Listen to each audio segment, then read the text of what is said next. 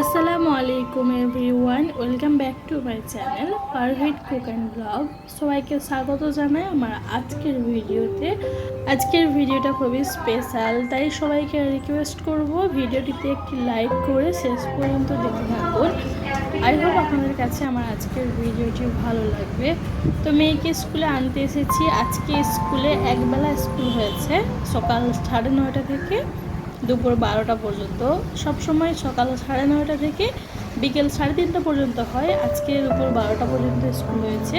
তো কেন হয়েছে সেটাই আপনাদের সঙ্গে শেয়ার করব। তো কালকে হোয়াটসঅ্যাপে টিচার বলে দিয়েছিল যে আজকে সকাল 9:30 থেকে দুপুর 12টা পর্যন্ত স্কুল হবে, তাই কোনো লাঞ্চ বক্স দেবে না, শুধুমাত্র টিফিন স্ন্যাক্স দেবে।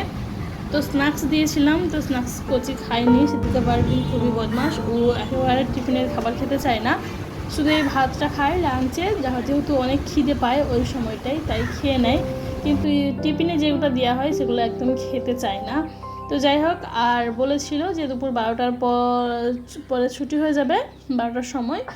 আবার একটা থেকে 3:30 পর্যন্ত আসতে হবে স্কুলে। তো ভাবলাম 12টার সময় আনতে আসবো, আবার যাব বাড়িতে, আবার 1টা থেকে 3টা, মানে আবার 1টার সময় আবার আসবো। তাই একেবারে চলে এলাম সিদ্দিকার জন্য লাঞ্চের ভাত নিয়ে। আমি ওর জন্য ভাত নিয়ে একেবারে চলে এলাম। আর এসে ওকে স্কুল থেকে বের করে আমি এইখানে একটা বেঞ্চ এবং চেয়ার রয়েছে, ওখানে বসিয়ে কোচকে ভাত খাইয়ে দিয়েছি।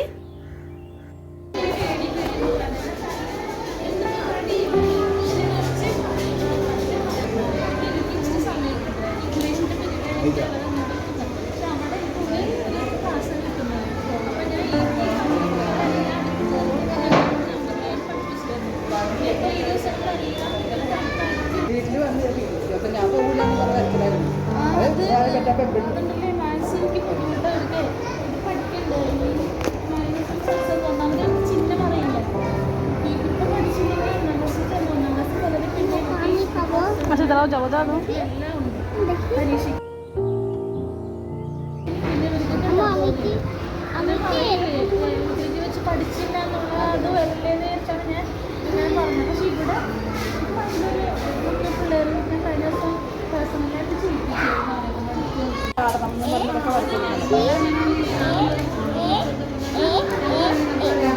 अच्छा ये सफेद है तो गुड, वेरी गुड। पानी खाবে? আচ্ছা আমি নিয়ে যাচ্ছি দাঁড়া। ওকে সিদ্দিকা কি টিচার হয়ে গেল নাকি?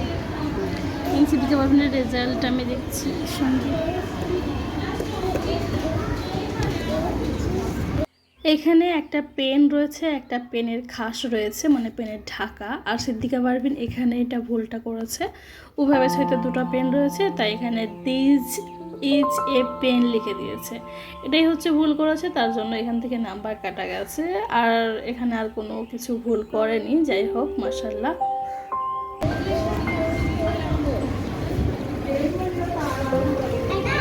এদিকে এসো, আমাকে দাও, আমাকে দে।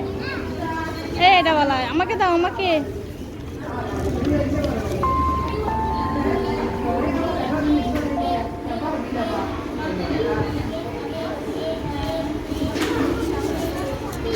এটা হচ্ছে মারিয়ালাম।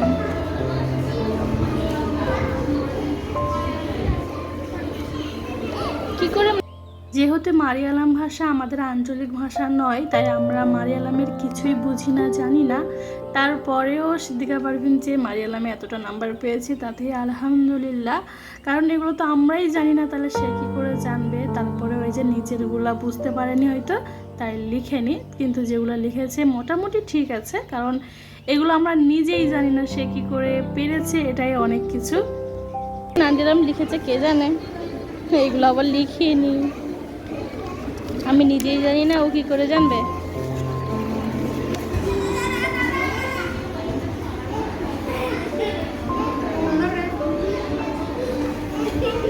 এটা কি হিন্দি?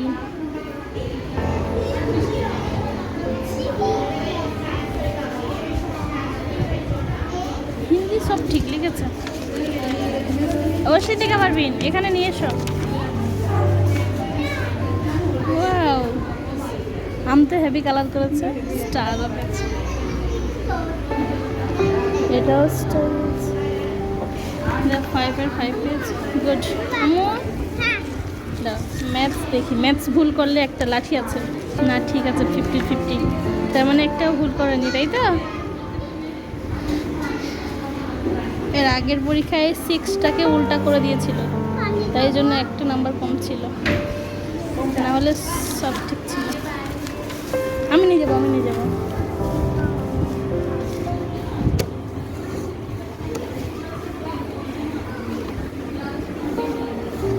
নিয়ে যাচ্ছি, দাঁড়াও ওইটা দিচ্ছি।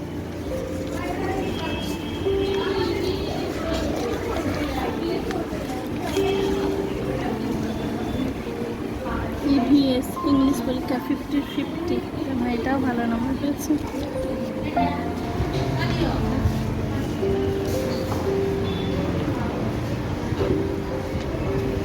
তুমি কি নাম্বার পেয়েছো? এটা গুড নাম্বার পেয়েছো, তুমি এক্সেলেন্ট পেয়েছো। নাম্বারগুলো সুন্দরভাবে লিখেছো। তুমি A+ পেয়েছো কালারিং?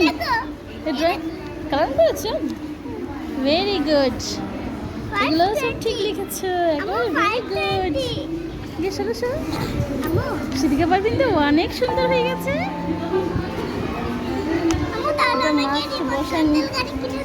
হ্যাঁ, রিমোট কন্ট্রোল কিনে দেবো। এই যে সিদ্দিকার ডাক এঁকেছো, কোচে ডাকের কালার করেছো।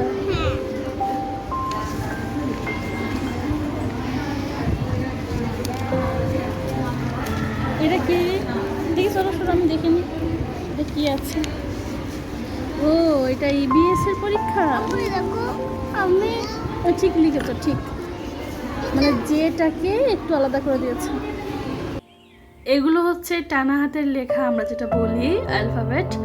আর এখানে সব কিছুই মাশাআল্লাহ ঠিক লেখাছে, কিন্তু এখানে জিটা লিখেনি, কারণ জি যখন লেখানো হয়েছিল স্কুলে তখন সিদ্দিকা পারভিন স্কুল যায়নি, ওর শরীর অসুস্থ ছিল, তার জন্য ও জিটা লিখতে পারেনি। আর জি না লেখার কারণে কিন্তু এখানে নাম্বার কেটে গেল, আর একটা জে লিখেনি, তার জন্য এখানে টোটাল 3 নাম্বার কেটে গেছে। 3 নাম্বার কেটে এখানে 20-র মধ্যে 70 পেয়েছে। 17 পেয়েছে। এটা টানা হাতের লেখা। যাক, আলহামদুলিল্লাহ, যতটাই পেয়েছে এতেই খুশি। এই হচ্ছে মার্ক।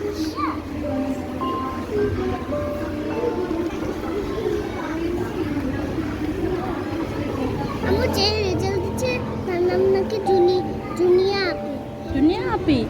আচ্ছা, এখানে একটা শি আছে, 40 পেয়েছে, যেটা হচ্ছে ইংলিশ স্টোরি বলেছে, ইংলিশের গল্প বলেছে, স্টোরি। তাতে পরীক্ষাটা যখন শুরু হয় তার আগে 1.5 মাস স্কুল বন্ধ ছিল, তারপরে স্কুল ওপেন হওয়ার মাত্র 3 দিন পরে পরীক্ষাটা হয়েছিল। আর তখন সিদ্দিকা পারভিন ছিল এমন, কারণ ও অনেকটাই অসুস্থ অবস্থায় ও ঠিকঠাক পড়তে পারেনি, তার জন্য ইংলিশে গল্প বলতে পারেনি। কারণ ইংলিশটা তো আর আমাদের আঞ্চলিক ভাষা নয়, আমরা হচ্ছি বাঙালি, তাই এটাই পেয়েছে, এটাই অনেক। 40 পেয়েছে, তাতে C+। যাই হোক, ইংলিশের স্টোরি বলেছি, এটাই আলহামদুলিল্লাহ।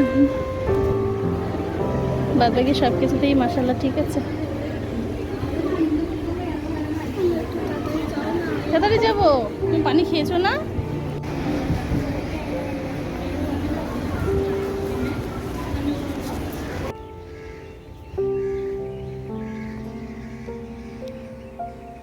রাস্তার অবস্থা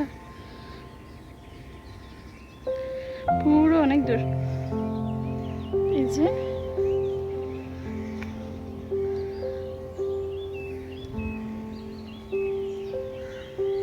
ও পাখি, দাঁড়াও আমাজি।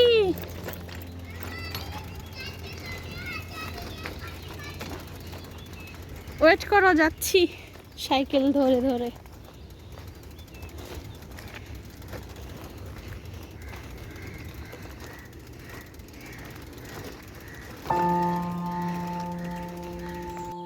তো চলে আসলাম সন্ধ্যের নাস্তায়। আজকের সন্ধ্যের নাস্তায় এই যে আমি হাত রুটি বানিয়েছি। আর এটা হচ্ছে হাত রুটি বলার কারণ, এটা শুধুমাত্র হাত দিয়েই বানানো হয়, কারণ এটা বেলতে হয় না, বেলুন লাগে না। এটা আমি হাত দিয়েই বানিয়েছি, তার জন্য এটাকে বলে হাত রুটি। আর আজকের নাস্তায় আছে হাত রুটি, আর ঘর থেকে যে এনেছিল গুড়, খেজুরের গুড়, সেই খেজুরের গুড় আর হাত রুটি আজকের নাস্তা। তো এই যে আমি রেডি করে নিয়েছি একেবারে। এটা নিয়ে এখন ছাদের উপরে চলে যাব। এখন কিন্তু সন্ধ্যের টাইম, এখন ইচ্ছে করছে যে ছাদে উঠে যেয়ে খাই, তাই সবাই মিলে এখন ছাদে চলে আসলাম। এই যে ছাদে বসে বসে হাত রুটি খাওয়া হবে গুড় দিয়ে, অনেকটাই মজা। আর এখন অনেকটা সন্ধ্যা হয়ে যাচ্ছে, তাই আশেপাশে অনেকটা অন্ধকার লাগতেছে মনে হচ্ছে ভিডিওতে, কিন্তু আসলে অতটাও সন্ধ্যা হয়নি। এই যে সেদিকে পারভিন খাচ্ছে আর ওরা বর্জি খাচ্ছে, আর আমিও খাবো এখানেই। তারপরে হচ্ছে মগরিবের আজান দেবে, এখনও কিন্তু মগরিবের আজান দেয়নি। তো আমার আজকের ভিডিওটা আপনাদের কাছে কেমন লেগেছে অবশ্যই কমেন্ট করে জানাবেন, আর আমার মেয়ের জন্য সবাই দোয়া করবেন। সবাইকে আসসালামু আলাইকুম, আল্লাহ হাফেজ।